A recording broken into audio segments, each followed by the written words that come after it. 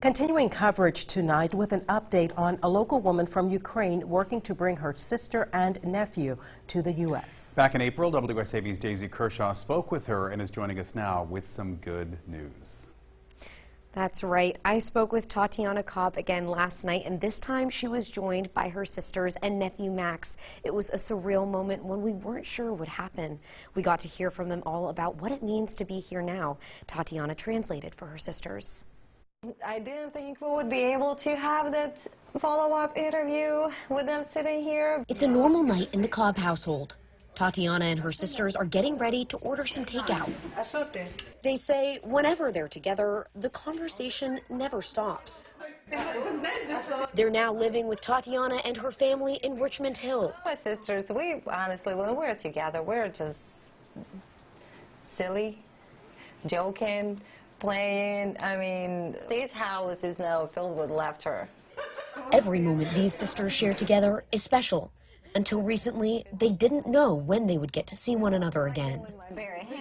Tatiana has lived in the U.S. for a decade now, but her family is still in Ukraine.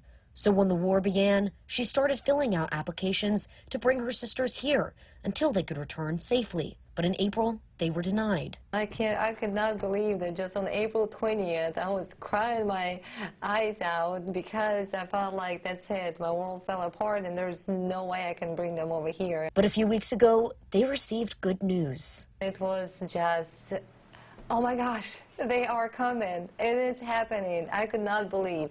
But this time has been bittersweet. The girls' parents are still in Ukraine in the village where they grew up. They don't want to leave, but recently, things there have gotten worse. They were told to have their emergency bag just in case they have to literally get up and run. Also in Ukraine is Katya's husband, Max's father. They haven't seen each other in months. We don't know when they're going to see one another. After their city was hit with rockets, he had to stay behind.